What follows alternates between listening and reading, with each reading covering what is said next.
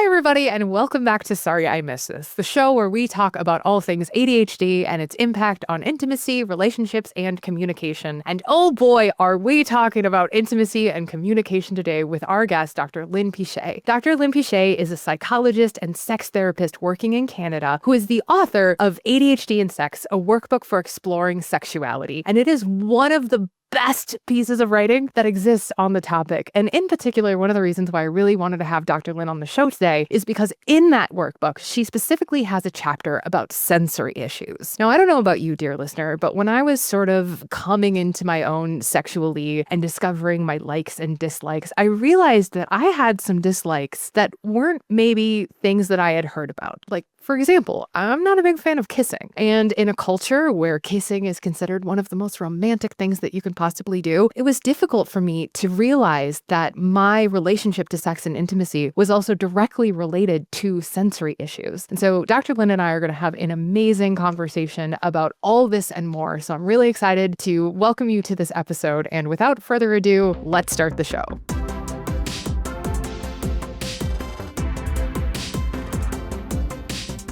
Welcome to the show, Lyne. Thank you so much. I'm really excited to be here. Not only am I excited, but I got to tell you, my community is really excited. When I told them that we were doing a show on sensory issues and sex, I got so many wonderful questions and so much wonderful feedback. Yay. I wore my very soft cat-like vest so that we could really get into the topic. It's really funny that you said that because I was also getting dressed this morning and I was like, what am I going to wear that's sensory friendly and that makes, I was like, I had that actual impulse as well. So I love that for us. I kind of want to start with the basics. Can you kind of explain to us what is sensory processing? How does it relate to neurodivergence, especially in the context of intimacy and sexuality? Well, we often think about sensory issues coming from people who are more on the autistic Aspie side of the neurodivergent community. And what research is starting to demonstrate, and of course clinically people have said for years, is you can be on the other side with more of that ADHD presentation and have sensory issues. And sensory issues is the ick factor, right? So it's a physical reaction. It's not rational. Right? So it's not something where you're like, well, I'm thinking this through and I don't think I like mushrooms. No, it really is you try to smell the mushroom and look at the mushroom. You try to taste the mushroom and you go, that is a sensory issue. And so sensory issues involve our nervous system. And because it's a physical reaction, it's not something that you're doing on purpose. Right? So I'm quite a bit older in the day. It was like, well, you just got to eat your vegetables. You got to eat the mushroom. And there wasn't a lot of recognition that this thing that was happening for people wasn't a choice, wasn't being fussy, this idea of being picky, Yeah. It really was more about how your body is reacting to certain sensations. And so when you think about sex and sensations, sex is all about sensations. And this, I think, is the piece where the sex and the sensory come together. We're so not used to talking about this that many, many people don't even recognize that that's what's going on, right? So they'll come in and they'll say, I don't know, I don't like sex. It's not comfortable to me. I'm staying away from it. And then when you try to break it down, there's no real words cognitively. But when you start bringing the sensations into it and you say, okay, I just want you to sit quietly with your body. We can all do this. Just take a minute to breathe and then notice how touch feels, right? Does this feel like ants crawling up your spine, right? This is supposed to feel nice. For many people in the neurodivergent community, it feels gross, right? But, what if that feels so much better to your sensory system? And then how do we communicate that, both for ourselves and being okay with it, and also to a partner so that they can understand what your system needs. So when I think about sensory issues and what it's all about, I really think about these reflexes that you're not controlling. It's not your fault. It's just this thing. And if we can start identifying when it's happening for you and the relationship to that in your sexuality, then it can give you those pathways to creatively find a way out of this particular conundrum. What happens when someone wants to be intimate, right? There's a desire there to have that connection, to have that intimacy with a partner, but the sensory experience of it, the taste, the textures, the sounds, all of that gets in the way of enjoying it. What does that look like? I'm going to back up a little bit and go, yes, part of the problem is we don't have language around this. We don't talk about it. And so people don't even think that that might be a thing, right? That's such a problem that I have in the work that I do. Like I'm working on my second book about ADHD and sex now, but like there aren't words. Like it's difficult to go and have conversations. You know, the joke that I always say is like, I don't like kissing. I think kissing is gross. It is like a weird sensory experience for me. But we equate kissing like is the most romantic thing. It is the most romantic way of being. And so when you go and you're like, hey, I'm struggling with this thing, and then you're like, but all you have is like, it's weird, it's gross, it gives me the ick. Like there aren't good words to explain like how it feels in your body. And that's I'm sorry, I got excited. I don't even know where I was going with that. I just am passionate. This is good.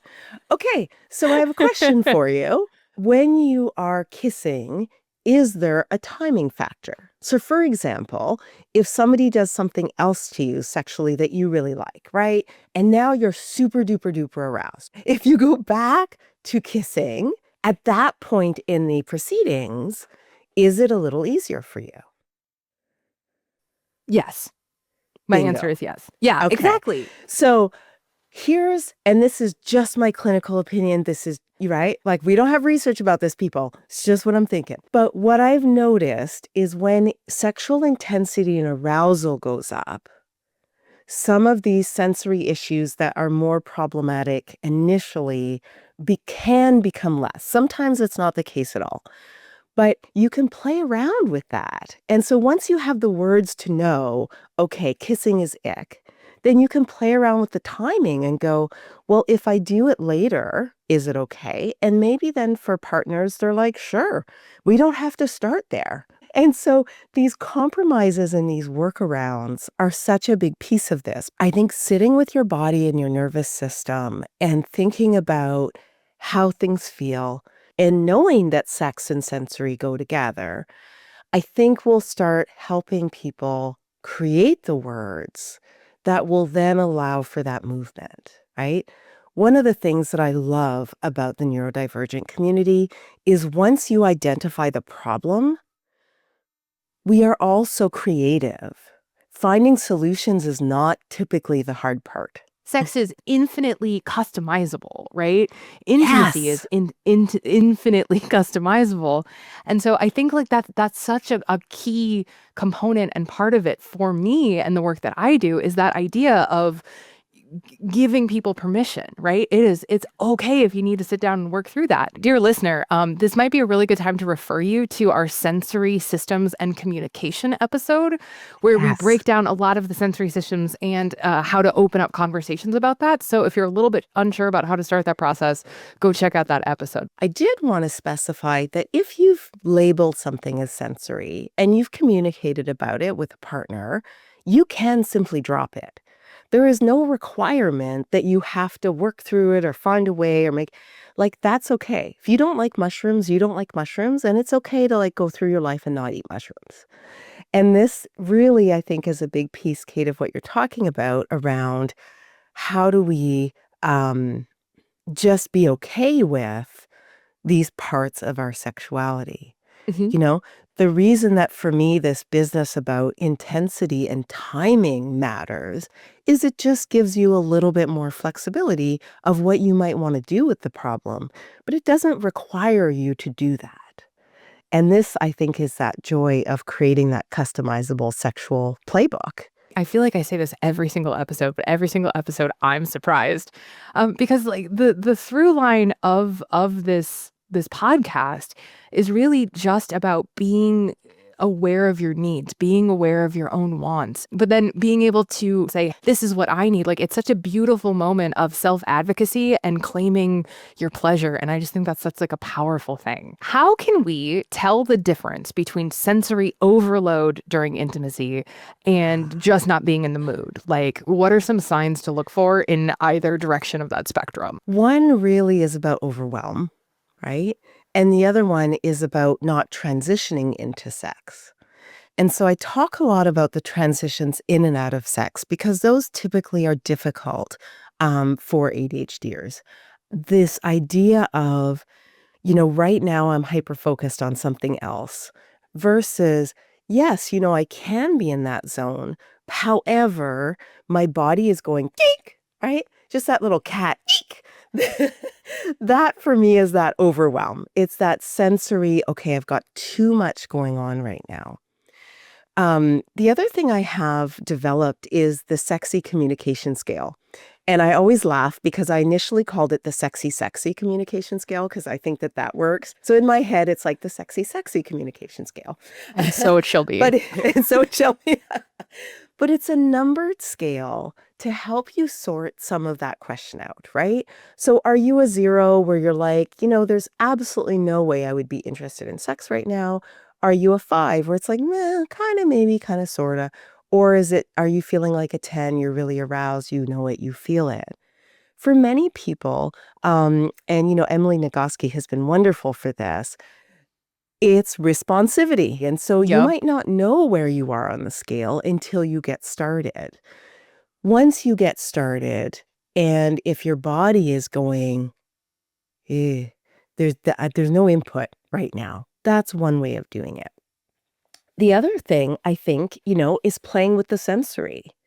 What happens if I have a very soft, maybe I have a blindfold, maybe I have earplugs on and somebody is just touching me softly?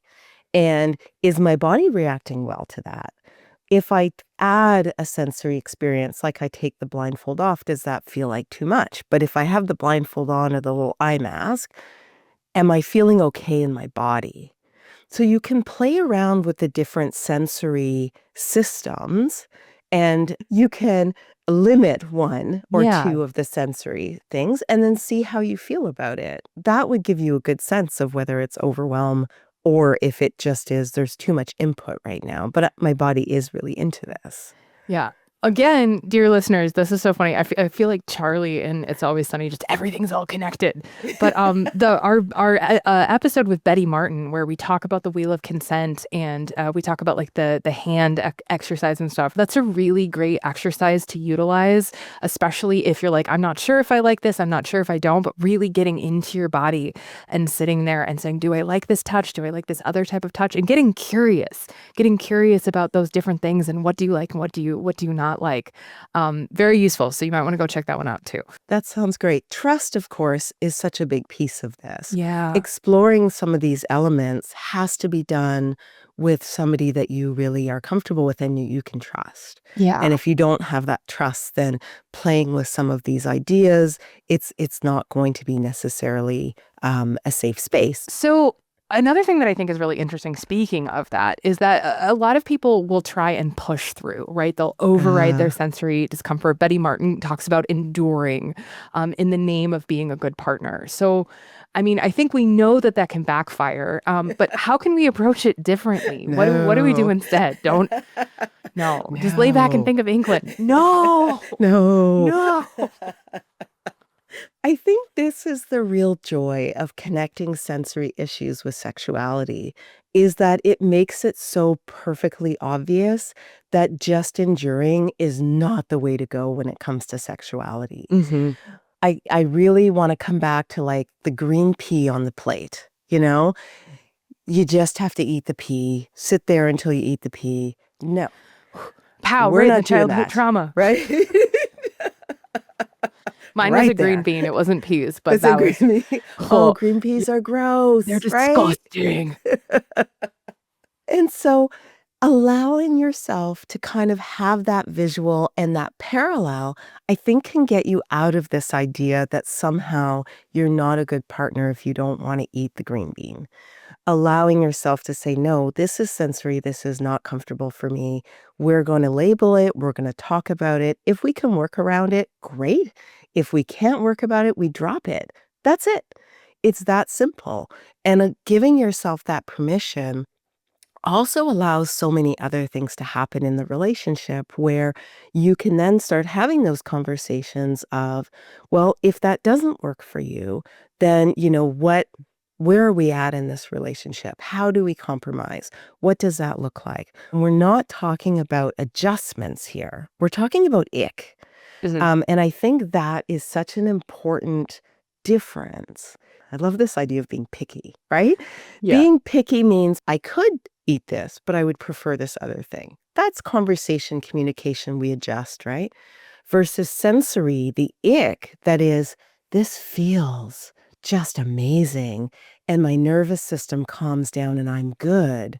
Versus my nervous system is like a frightened cat and all the hair is up and my nervous system is not at all tolerating this. Yeah. Very different experience. Yeah. And Yeah. and I a lot of the work that I do is about like kink and BDSM and how it sort of intersects with the Yes. neurodivergent community. But for some folks, it is like that preference. It's like, okay, I'll deal with both, but like, I'd rather chocolate ice cream than vanilla, But for some, it's Yes. absolutely do not do that. If you do that, my headspace will be broken. I will be immediately out of the moment, and we're not coming back from that. And I love this intersection with kink because when you think about the sensory issues in sex and this idea of preferring hard touch and intensity and all of these things, I do think that this is part of the way that people have learned to work with their nervous system. Yeah. My big joke is always, you want to know where your neurodivergent community is in any town, you just go to the local kink party and you're going to meet a ton of Yeah. neurodivergent people. It's And funny this because is it's true. and this is kind of that joy of, I think, in the kink community, having found a way through some of these sensory issues around sex without maybe even labeling it as such. Hmm. And I'm just so excited that we can now talk about this, kind of for people who aren't going to the parties and going, hey, you can bring this home too. You don't have to be in the kink BDSM world to start thinking about sensory issues in sex. But I want to talk a little bit about shame and guilt and how that can show up in our relationship to sex and intimacy. So what do you say to someone who has that sense of embarrassment or like, oh, I'm broken, there's something inherently wrong with me because they don't like the things that they're supposed to enjoy? How do we let go of that shame and say, you know what, that's just what I'm about and that's okay? So the advantage I have as a psychologist and a sexual therapist is that I have had the privilege and the honor of hearing people's stories for 25 plus years. And what I can say very comfortably is there are so many people who have the same playbook as that you do. There are so many people who are struggling with the same things that you do. You just don't know it because maybe you're out there working in accounting, or maybe you're out there working in construction, or maybe you're building furniture. And so you don't hear that every day. But when people are saying to you, hey, this is enough of a thing that we've wrote chapters about this. We've wrote books about this. Yup. People are, we're doing a podcast about this. It's not happening because there's only one person hearing this and going, oh, this applies to me and it's only me and I am very, very different. I think just that knowledge that, Katie here has put this together, that there's a community of people who are interested, that the more you look at the comments and hear things, and if you ask about it, you will be, I think, pleasantly surprised that you will hear a lot of people having some of these same experiences. The guilt and the shame mean that people typically don't talk about it. Yep. You're not going to go to a dinner party and go, hey, so how was your week? And start with, I'm really kind of struggling with kissing right now. Kissing's not how I do things. So now I'm trying to date and I'm trying to figure it out. I am looking forward to the day where that is going to be like normal, how Listen, you was your can come to week my dinner kind of parties answer. because that's absolutely what we talk about. You're invited. You're invited. Oh, thank you. I would love that. But yeah, just knowing that you're just not the only one. And this idea of normal is really what I think we are battling on so many fronts right Yes. Oh now. my gosh. That normal is just not a thing. I hear so much from women who are dealing with that shame and embarrassment of like having the audacity to ask for what they want. Oh my goodness. But the other thing that I hear is like, oh, well, my partner feels rejected. My partner feels like Yes. I'm telling him that he's a bad kisser or something like that. And so as someone who directly works with clients, I'm wondering, how can people talk to their partners about their very real, very valid, very necessary sensory needs without making it about rejection? Like, how do we push back against that narrative of, sex is supposed to be this way? You start with kissing and then you move into this thing and then the other thing and then you have, like how do we push back against that without it feeling like rejection to a partner? Or is that a them problem? You can also just be honest. This sounds like Well, a them problem the more I say the question. there's two answers to this, I think. And the first one is your partner neurodivergent? So if you're triggering some rejection sensitivity stuff because your partner's neurodivergent and you know that about them, then I would have a different answer than if this is a partner who's not experiencing rejection sensitivity, but they just are very, very maybe controlling or specific about what they're expecting and this is what they want. And maybe there's more self-focus there, right? So if it's somebody's self-focused, then yeah, it's a them problem. But if this has to do with that RSD, then I think there is definitely a way of kind of labeling that and going, look, I realize that, when you hear whatever, you actually hear, I have failed. I'm not saying that you have failed. I just would like to communicate about our sex life. And how can we do that in a safe way? And maybe that means, going to couples counseling and having somebody there to navigate that conversation. It almost always means taking time to like schedule a conversation, give somebody a heads up, talk about it in a place or a space that's very calm. Oftentimes conversations like this tend to go sideways when they're reactive. Hmm. Right? So in the moment you just go, oh, I just hated that. And then your partner goes, oh, I didn't mean Oh it. Yeah, this is a problem. And I think that maybe grabbing a book and reading a book together about how you can do this different or how we can explore things, doing resources, working with a counselor, having that talk at the coffee shop. Like there's definitely ways to make it a better experience. And I think if you've done all that and you've really gone out of your way to make it clear what you're saying and to try to share what you have to say in a way that is respectful, and the person still is going, yeah, but sex is A, B, C, D, and this is the only way I want to have sex, and I don't actually care about your sensory issues. That's a different story. Now we really are in the land of couples counseling, where it's like, if you don't resolve the anger and you don't resolve the relationship difficulties, I don't think you're able to kind of really navigate these sexual things. It's kind of like, the base is, do we have a good relationship? And are we able to communicate? And do we have respect? And how are we doing the basic stuff? This discussions around sex in some ways is kind of like a top tier conversation. If the base isn't there, then it really becomes very, very hard to get there in a way that you'd like to get there.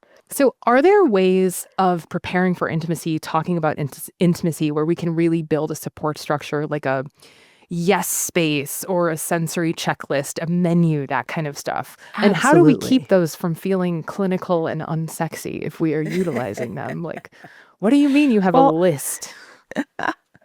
there are so many different ways to do this that can be fun. If you have the space and you're able to create like a little sex nook that has, A the sex sex toys on nook. a sex nook, Man, you might have just yes. changed my life. I want a sex nook. That's You can have a amazing. sex nook, right? You can have like your sex toys on the wall on a shelf. You can have that fun lighting. There's great little neon signs now that you can get, and you can have all your like play toys set up. It can be very small. Like I always think of the size of a small closet or maybe a Mhm. little bigger. It doesn't have to be a complicated nook, but a space where this is what you're there for. It can really help for transitions. And allowing you to kind of get in that headspace. But creating those spaces then allows for some of this to just be fun, right? So you're right, you don't wanna make it this clinical list, but maybe you have some, the candles that have batteries in them, so they're flameless Mhm. candles. And maybe you have, a really nice smell or something that is a nice odor or room spray that you can put in. You can have so much fun with this without it being, "Well, I have to have it this way, and then I can transition into sex." Making that a pleasure of getting prepared, making that part of your transition no longer makes it a chore. Code words are so much fun for that, right? You can have the code word that is like, "Okay, we're on."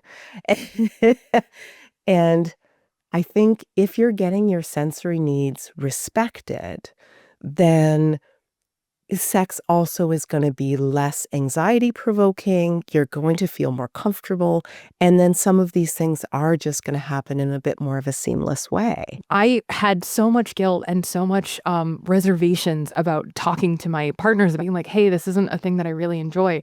And so I started having a lot of anxiety about sex. I'm like, oh God, they're going to want to do this thing and I'm not going to like it. And I'm going to be laying there looking at the ceiling and I'm going to just be waiting for it to be over. Oh my God, oh my God. And the day that I finally was like, hey, maybe we could do something. It was so freeing. It was a hard conversation. We had to be like grown-ups and adult and talk about like our feelings and stuff.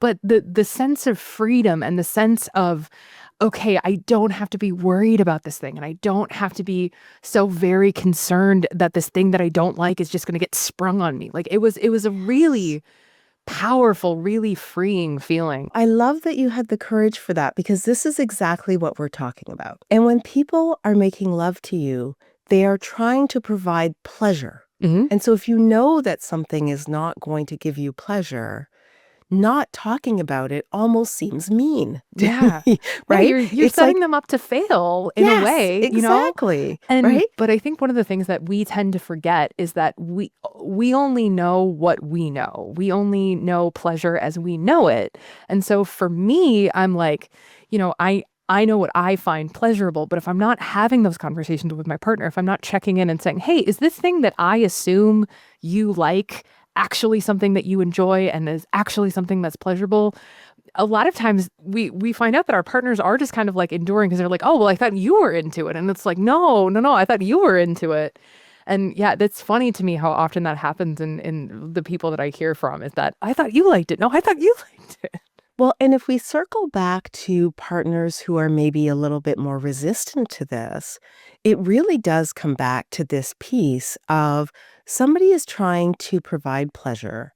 And when you're trying to do that and you don't really know how, or you don't know what the alternatives are, Mhm. that can feel really embarrassing and it can feel shameful. Yeah. When you're having these conversations, the more that you can bring in, but here are other things that you can do, then you're able to offer something that they can take. And you're not just saying no, no, no, no, no. Yeah. And that is really empowering for both people. It took me a really long time, especially I think as a late diagnosed woman with ADHD who struggles with like people pleasing and rejection sensitivity and all of that, is that idea of like being a people pleaser never actually helps the situation. It feels good. It feels you can protect yourself and build up these walls and these barriers, but it's the moment where you actually say, no, actually I don't like that. It becomes that moment Yes. of, okay, now I'm actually doing that for myself. And I think that's cool. Oh, it's very, very cool. I was thinking about this idea of, if it's sensory, it's going to be this kind of big physical reaction. You may not know until you've had two or three partners that it is sensory versus it is like a preference of a certain type or something that you prefer, like or dislike. So it is something to keep in mind that if you have an experience once, you may need to kind of try it again for yourself to see how you're responding to it in a different setting or with a different partner. If they're doing things a little differently, maybe that works for you versus that sensory of, I know that my nervous system is reacting very, very strongly to this particular thing. But here's the kicker. You're doing it for you. I want to find out what my nervous system likes or doesn't like around sex versus doing it for a partner. Well, I'm going to keep giving this person a chance because I don't want to hurt their feelings and I'm just going to kind of go along for the show. Can you own the experience of inner knowledge? Because the more that you know about your sexuality and your body, the more you're bringing to the table, the more you can share it with somebody else. But if you don't know these things about yourself, then you're actually not bringing things to the table that can be shared with somebody. And this is where that idea of experimentation and figuring out your body and getting comfortable with your body becomes so important as a first step to sorting some of this out. I love having this podcast. I'm just sitting here like crying. I'm just like, yes, I'm so lucky that I get to do this. Dr. Lyne Piché, thank you so much for being here. This has been so wonderful. Anything mentioned in the episode will be linked in the show notes with more resources. Have a question, comment, burning story you'd like to share? Email us at sorryimissedthis@understood.org. This show is brought to you by understood.org. Understood.org is a nonprofit organization dedicated to empowering people with learning and thinking differences like ADHD and dyslexia. If you want to help us continue this work, donate at understood.org/give. Sorry I Missed This is produced and edited by Jessamine Molly and Margie DeSantis. Samaya Adams is our supervising producer. Video is produced by Calvin Knie and edited by Jesse DeMartino. Our theme music was written by Justin D. Wright, who also mixes the show. Brianna Berry is our production director. Neil Drumming is our editorial director. For Understood.org, our executive directors are Laura Key, Scott Koshier, Seth Melnick, and Jordan Davidson. And I'm your host, Kate Osborne. Thank you so much for listening.